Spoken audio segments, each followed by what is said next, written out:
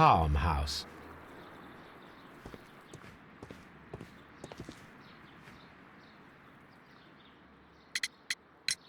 Who is Miss Margaret White?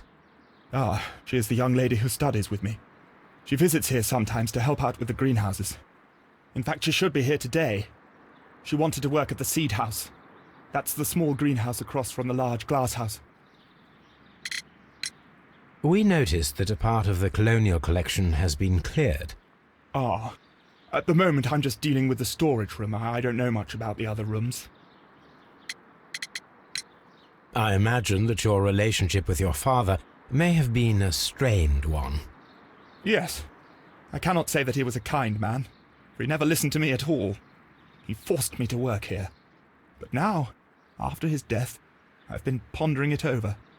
Perhaps he wasn't so wrong about me after all. I have to follow his path, and I have to manage Kew Gardens, and I can do it. I can be as good as any other who works here. Would you please tell us about Martin Hamish, the deputy director? Well, I have to tell you that Mr. Hamish is not and has never been the deputy director of Kew Gardens. My father would not have tolerated it. Indeed? That is most interesting. He told us that he was. Yes, because he believes that the management should be passed down to him now that my father is dead. But in actual fact, Mr. Hamish only has the honour of being the garden's longest-serving employee. In fact, if we are to think logically at all, it should be me who takes over the management of Kew Gardens.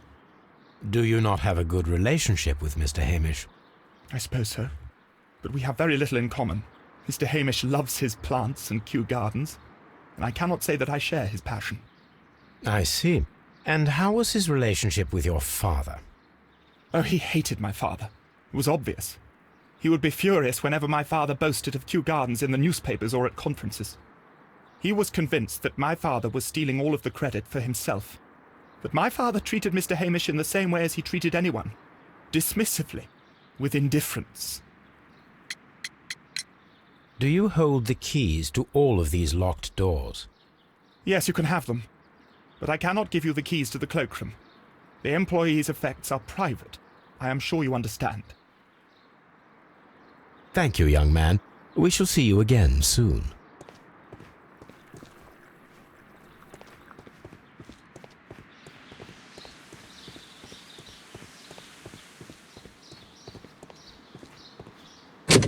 Locked.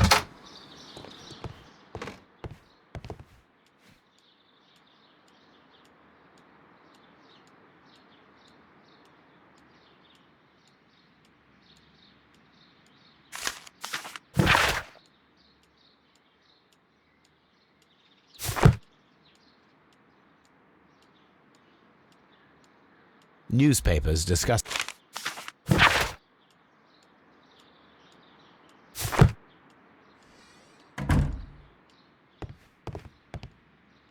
Champagne. Montague Dunn had good taste. French wine. A remarkable vintage.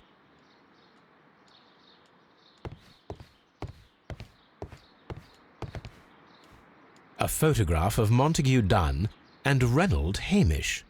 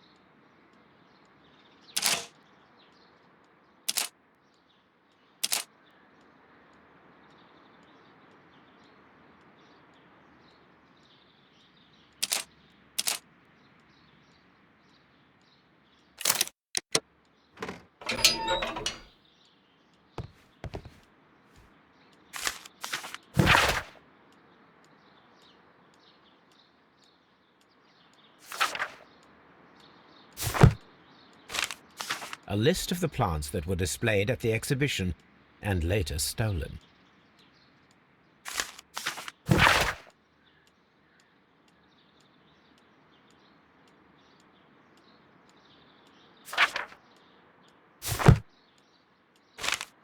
I suggest that we don't tell Miss Margaret White about this document.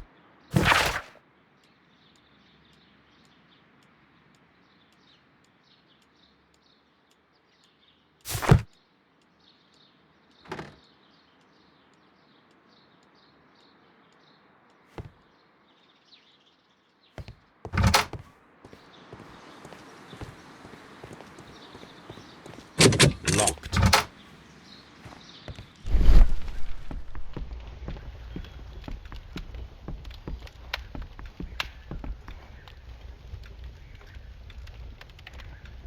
There was a bottle here. It left behind a trace of the substance that pervaded the laboratory. Gold dust? Good heavens. What's it doing here? The gold is almost immune to chemical attacks, so it may be a valuable auxiliary for various experiments. But why would anyone perform such experiments in a botanical garden? Several drops of the substance were spilled. Someone carried this bottle around. Several drops of the substance were spilled. Someone carried this bottle around. The bottle is no longer here, but it is possible to detect a faint scent. We need a good nose.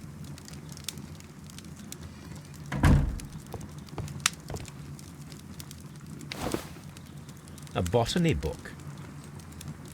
This student's book belongs to Albert.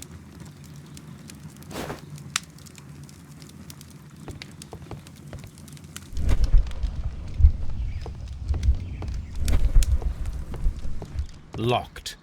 Holmes, Albert Dunn didn't give us the key to this door. It does not matter. We will open it.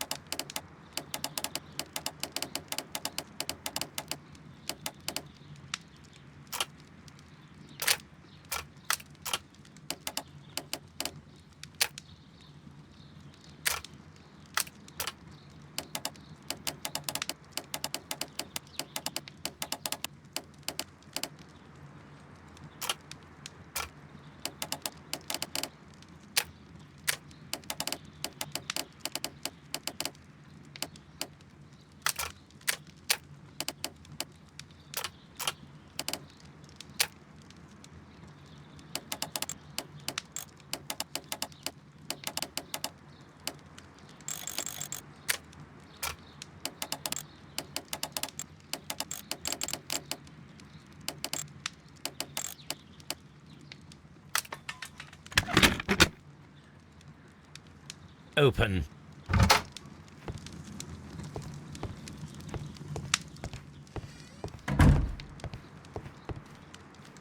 This is a table for experiments. It resembles my own.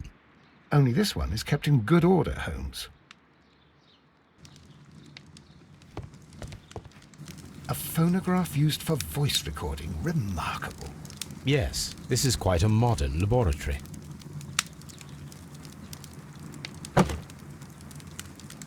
I don't hear anything.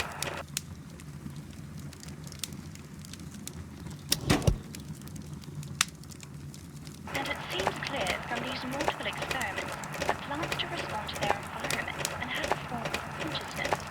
Margaret White, February 1895. Report number 245. Study report.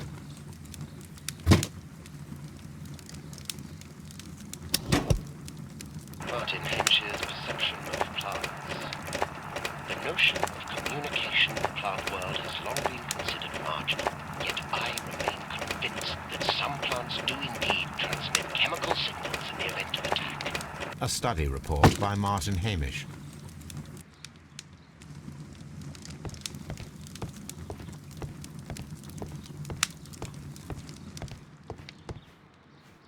It appears as though the protective equipment is missing from here. Gloves, waterproof aprons, everything one might need for self-protection. Do they grow dangerous plants here?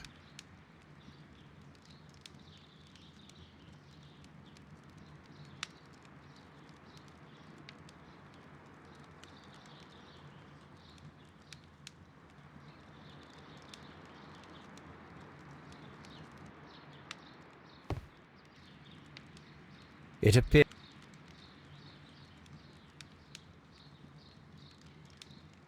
gloves. Do they grow... Such masks are generally worn when dealing with toxic chemicals.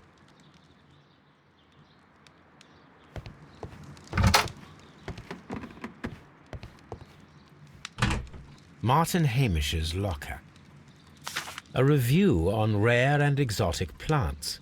Martin Hamish has written several pieces. Martin Hamish studied chemistry. Interesting.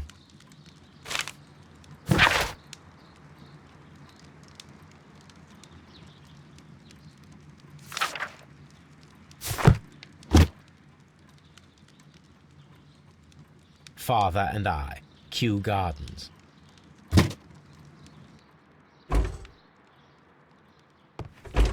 Albert's specialist articles on shipyards and ship construction.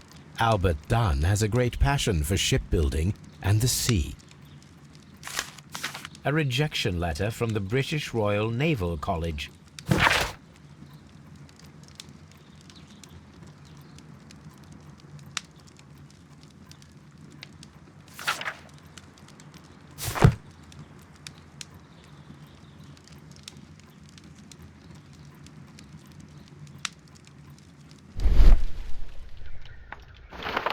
Young Albert, standing with a woman in front of London University.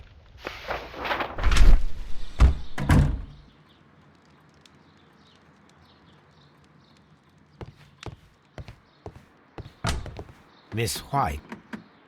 Apparently, Miss White is a capable student.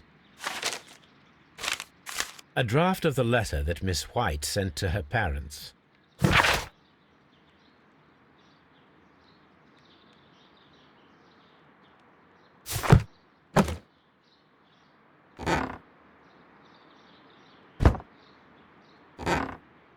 These jewels must be worth a small fortune.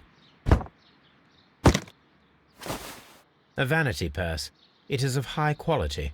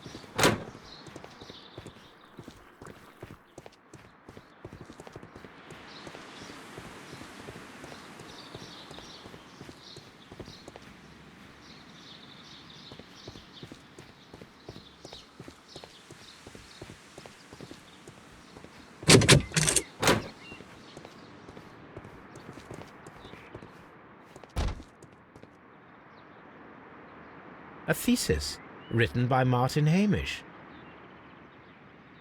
A glasses case. It is empty.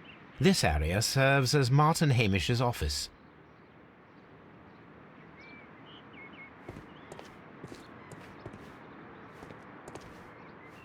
An award presented to Martin Hamish for Best Grower of the Year.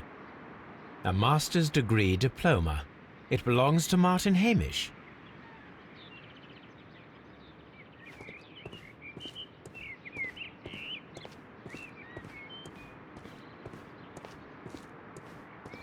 We can see the interior of the Colonial Collection Room from this window.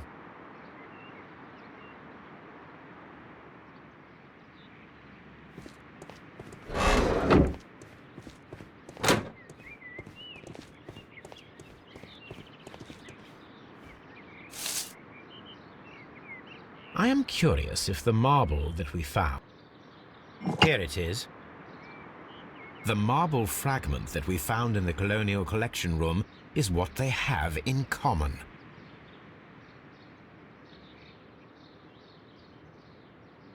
It is a bust of Montague Dunn.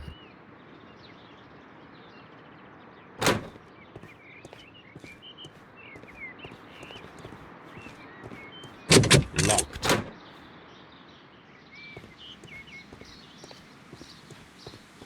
Open. Good day to you, miss. You have some very beautiful plants here. Why, thank you, sir. And good day to you, too. But... Oh, I do beg your pardon. My name is Dr. John Watson. This is my good friend, Mr. Sherlock Holmes. I am honored to make your acquaintance, gentlemen. My name is Margaret White. Excuse me, but are you Sherlock Holmes, the great detective? Yes, I am he. What a pleasure to see you here at Kew Gardens. Are you working on a case?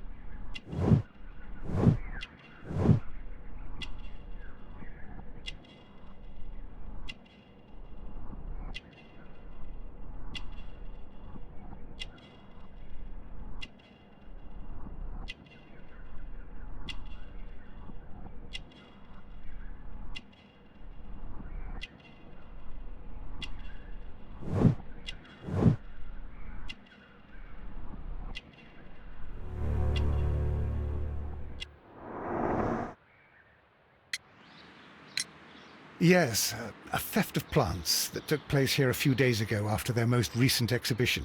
Oh yes, of course. I quite forgot about that. Oh, it's quite understandable that you might forget about the theft of the plants, miss, after the tragedy that took place here. Yes. The director was a truly good man. It is such a terrible misfortune. Would you happen to know why part of the Colonial Collection was cleared? No, I have never been there. Do you work here? Part-time only. I am a biology student at the London University. I attend the same classes as the son of Mr. Montague Dunn. That is how I found my chance to work here for part of my thesis, you see. It is a great honor. How well did you know Mr. Montague Dunn? He was a master, a great leader. I saw him almost as a spiritual father. He had an exceptional nature? Oh yes, indeed. He was always so active and so optimistic, and very nice to me. Although he could behave harshly towards his son. Why so? He loved his son dearly and wanted the very best for him. It made him extremely demanding. Albert, who is naturally shy, suffered because of it. Most of the doors in Kew Gardens are locked. Do you have a key to this room? Oh, yes. Albert gave me a set of duplicate keys. He agreed I might carry out my studies without disturbing him. It is only temporary. Thank you, miss.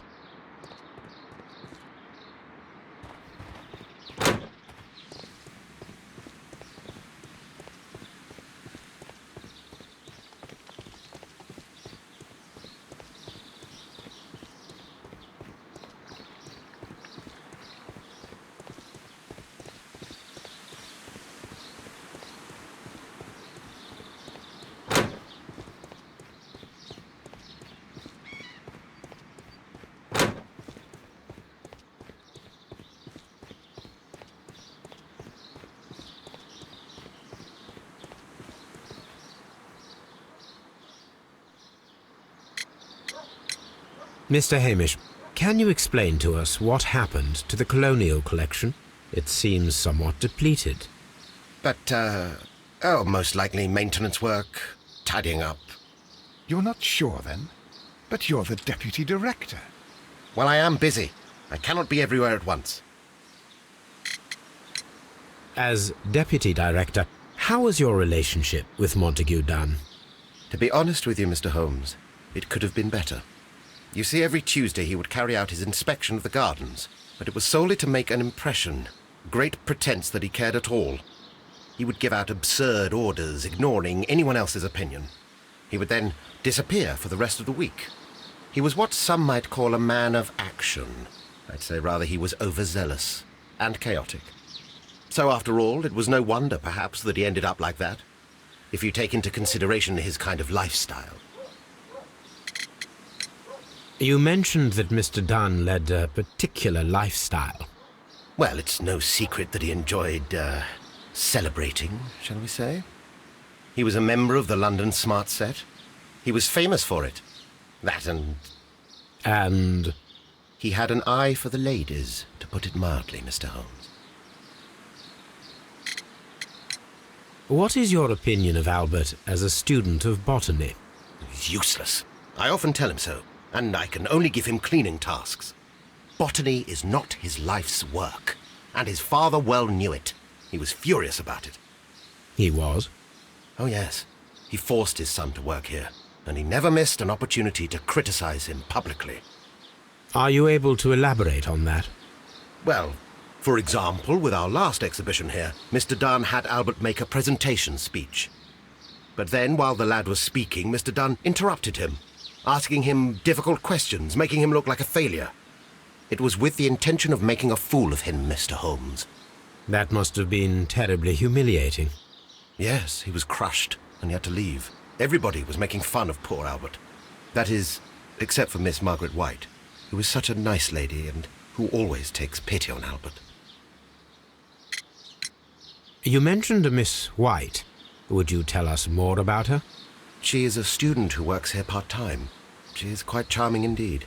She possesses a great talent for botany. You should take a look at some of her experiments that she carried out in the laboratory. Ah, if only she were not so naive.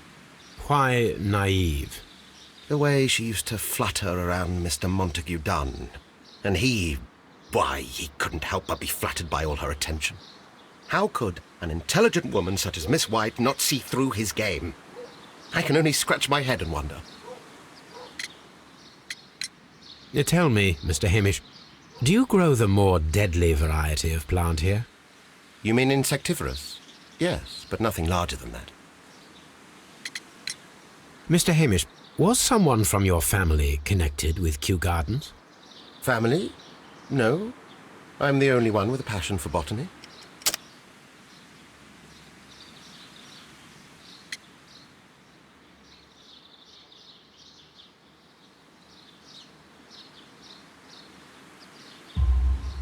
I do not think so. This photograph of you and your father at Kew Gardens suggests the opposite.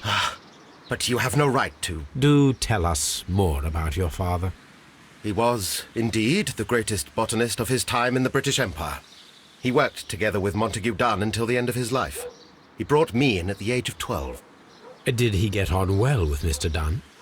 No, I couldn't say that. They expanded Kew Gardens together, that was all. And it was all my father's work, for Dunn always lived the high life. So Mr. Dunn was not helping your father? Oh, yes, he provided the financial support.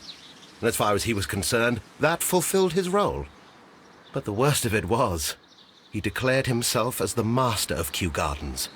Fame meant nothing to my father, so it was easy for Mr. Dunn to take all the credit. There is a bust of Montague Dunn in the nursery. A bust? Oh, that old thing. Further proof of that outrageous ego of his. But why in that room, in particular? Oh, I don't know. It has always been there. It is strange, because I recovered a fragment of the bust inside the Colonial Collection Room. Really? Oh, well, so I am mistaken. It ought to have been removed during the cleanup. This room is so small. Do you know who moved it? I have no idea. Surely Mr. Dunn requested it. Do you have any more questions like this? Because fragments of rock are not my responsibility. Evidently. Thank you, Mr. Hamish. We shall continue our investigation. None of the 3 people who work at Kew Gardens know why half of the colonial collection was cleared. So, someone is lying. It is obvious.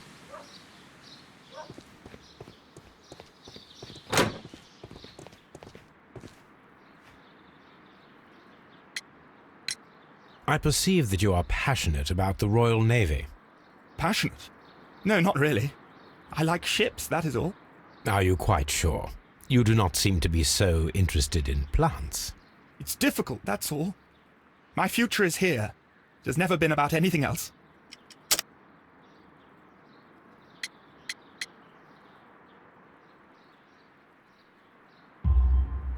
And yet I know that the Royal Naval College rejected your application. Ah, you truly are as clever as they say. Yes, that's correct. And in fact, my father was strongly against the idea. He did his best to ruin my plans, although I almost did succeed. But my dreams were shattered, Mr. Holmes. Thank you, young man. We shall see you again soon.